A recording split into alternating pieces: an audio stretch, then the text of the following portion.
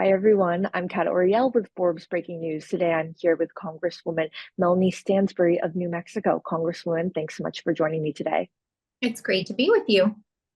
Of course. So, you're a member of the House Oversight Committee, and last week there was a hearing about holding the first son, Hunter Biden, in contempt of Congress. So, I just want to ask at your overall thoughts. What do you make of this attempt to hold Hunter Biden, in contempt of Congress, and other efforts to impeach President Biden? Yeah, well, I think it's pretty obvious to anyone who's watched any of these hearings. It's really turned into a giant political circus. I think it's important to understand the larger context as people are trying to understand what's going on. First of all, when the House Republicans took over the majority at the beginning of last year, there were already members of the caucus who were about to file articles of impeachment against Biden before he had even taken office. And what is so insane about that is that impeachment is really a backstop in the Constitution in order to address high crimes and misdemeanors by the executive branch, right? It is the most severe action that can be taken by Congress with respect to the president and administration officials.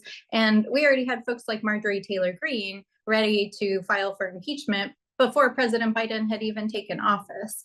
So it's very clear that this is a political effort on behalf of the Republicans and certainly at the bequest of Donald Trump. And we know that because Donald Trump has been posting on his social media, calling for the impeachment. We know that he's directly coordinating with members of the committee, people like Marjorie Taylor Greene and Matt Gaetz and others.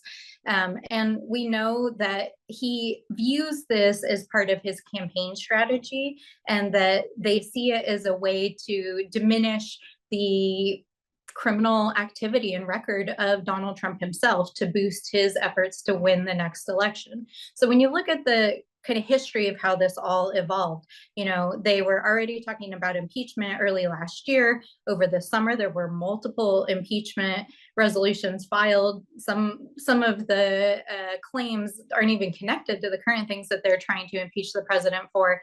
But they found this sort of like kernel and keep going after Hunter Biden, the president's son, who frankly is not a official, is not involved in any official duties of the presidency, because they feel like if they keep pulling on this thread, somehow it's going to show something that is questionable that they can get the president on. But it's important that people understand that over the last year, the Oversight Committee and Judiciary Committee have reviewed tens of thousands of documents. They've held countless hours of investigations and depositions and reports with all manner of experts and people who've interacted with the family and with their business dealings. And it's very clear that there is no wrongdoing by President Biden to rise to any possible reason to proceed with an impeachment. And if you need any evidence of that, the Republicans' own expert witnesses, who are constitutional scholars who were brought in for the impeachment hearing, said the exact same thing on national television. But yet, in spite of that, they are still pursuing and kind of pulling on this thread. And it's because it's turned into a very effective campaign strategy for them as they're trying to support Donald Trump. So what we see week after week is they're like, okay, well, now we're going to call in this person, and then we'll call in this person, and then we're going to, hold Hunter Biden in contempt. Well, Hunter Biden offered multiple times to come to the committee. He offered going back to the spring of last year. He offered to testify publicly. His attorneys wrote to Comer multiple times, and Comer's staff never actually even responded. And then all of a sudden, they filed for a deposition after their impeachment hearing went up in burning flames because there was no there. And now they want to haul Hunter Biden in for a private closed door deposition, but won't let him testify under oath in front of the American people.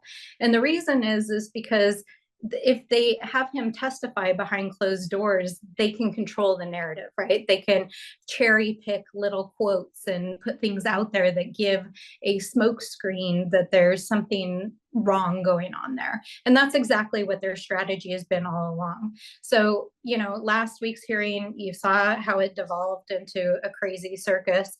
Hunter Biden showed up at the beginning of the hearing itself and sat in the front row. And basically his attorneys communicated to the committee leadership and said, he's right here. He's ready to take the oath. He's ready to testify. And when members on the Democratic side asked our Republican colleagues, will you let Hunter Biden sit right here in front of the American people today? They said no. So it's clear that they really don't have a case. And this is part of their efforts to prop up Donald Trump. So putting aside illegality, do you at all see any impropriety in Hunter Biden's business dealings? Like, do you find it at all inappropriate that the son of the vice president at the time was collecting vast sums of money from foreign entities? So the matter at hand that the Oversight Committee is charged with looking into is the impeachment of President Biden. That is what the supposed activity that the Oversight Committee and the leadership of the House GOP are pursuing. And they're pursuing it because Donald Trump has asked them to. And part of why they're pursuing that is because Donald Trump himself has been engaged in massive corruption. We just released a report 2 weeks ago that showed he took $7.8 million from foreign governments through his private businesses while he was sitting in the Oval Office.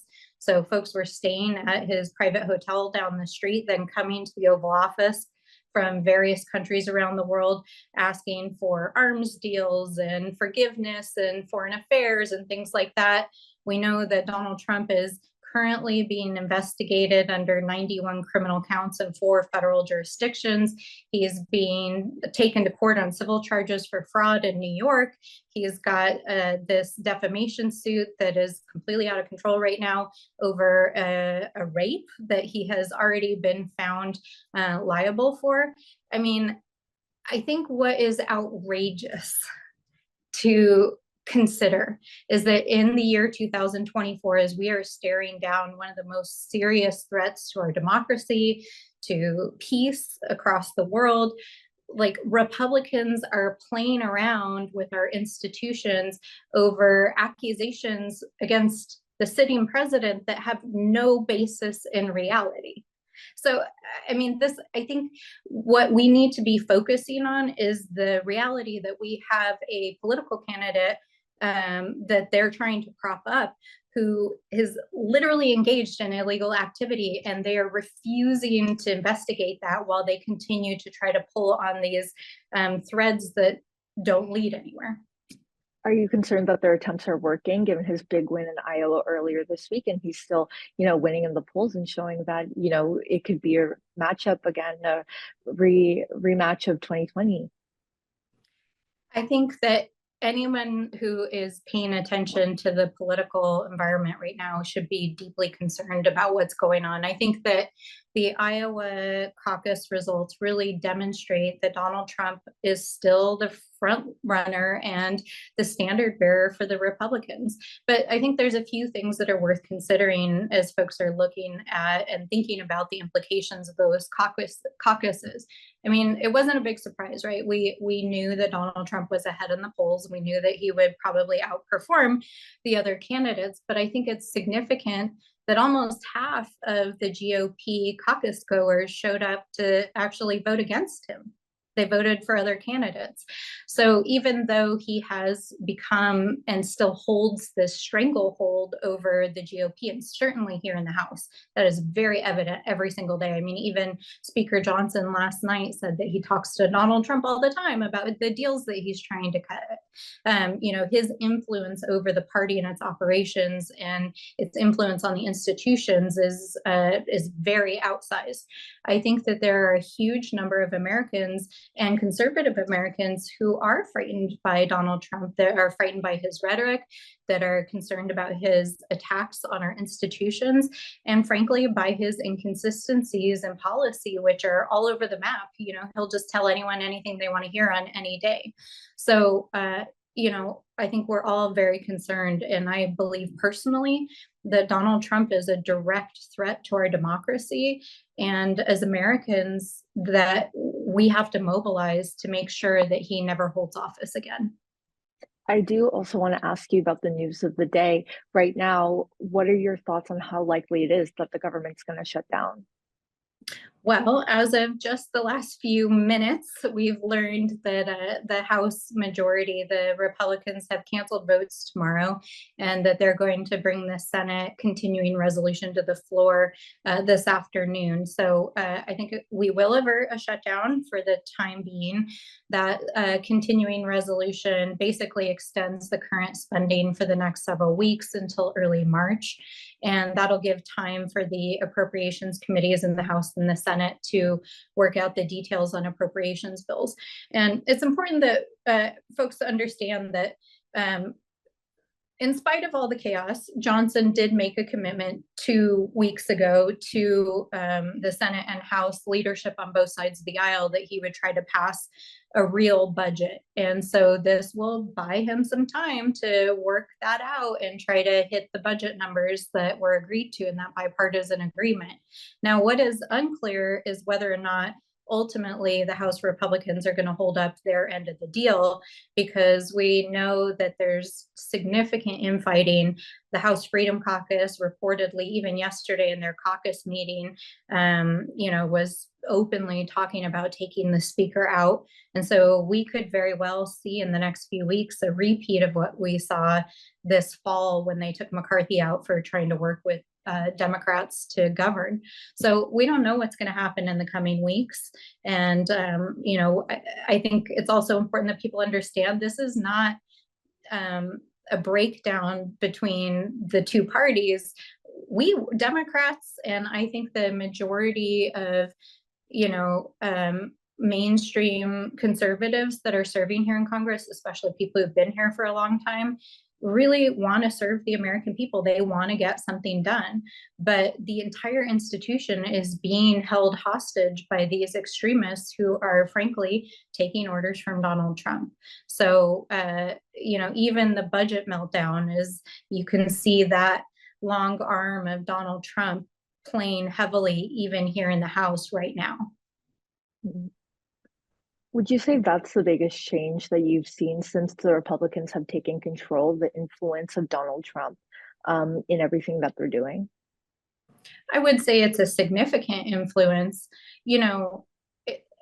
If you look at the actual numbers right now, the House Republicans have a very narrow majority. I think as of today, we're down to a 2-seat majority, but 2 of their members are out right now dealing with health challenges. And frankly, a bunch of them didn't show up for work this week. So they don't even have votes right now to pass things, which, people should be pretty shocked about that. But yeah, it's not just the individual daily influences where Trump is clearly picking up the phone and calling Marjorie Taylor Greene or Matt Gaetz or, Speaker Johnson.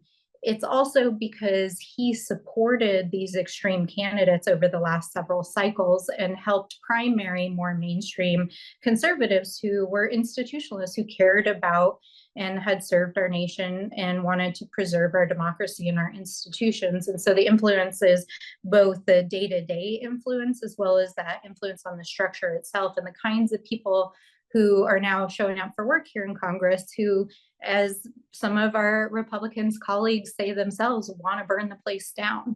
So we've really seen a change in the makeup. And in the House, it's a winner take all kind of situation. So whoever's in the majority controls the procedure, they control the votes, they control what comes to the floor. And so when you're trying to govern with such a variety of people who are coming here, some with the intent of actually stopping our government from functioning, they have really hamstrung their ability to govern. And I think we've seen that as they've melted down over the last year. My last question for you, also going back to funding, do you support sending more aid to Israel and Ukraine? And would you support a standalone aid package to each of them if it comes down to it? Well, currently we're in this pretty much the same situation around aid package as we've seen with many of these other major issues, that the complete meltdown that's happening here in the House is preventing any kind of forward progress on international aid. Folks probably are aware that yesterday the president invited the big four leaders from the House and the Senate to come meet with him to talk about his foreign aid passage. The president asked for foreign aid going back to October. This is a matter of addressing major threats to national security and democracy across the world. And that aid package is comprehensive. It addresses multiple threats and multiple continents. It also includes emergency funding for domestic issues, and it includes emergency funding to address the fentanyl crisis and border resources needed right now. But Republicans are using that as a negotiating chip. And what we're seeing just over the last couple of days even is that extremists in the House are basically saying, you know, look, the Senate's working on a bipartisan deal. We're not sure if they're going to get there. It sounds like they will next week, but they won't even support their own members. You know, Mitch McConnell and Thune, who've been working on this bipartisan deal, Johnson and Trump, who he's talking to about this deal, are saying, no way, we won't support it. So it's hard to see how we're going to get a package to the floor under these conditions without a major fight. So we'll see how it all unfolds in the coming days. Thank you so much for your time today, Congresswoman. Well, thank you, and I hope you have a wonderful rest of the day, and we'll see you on the other side of this storm.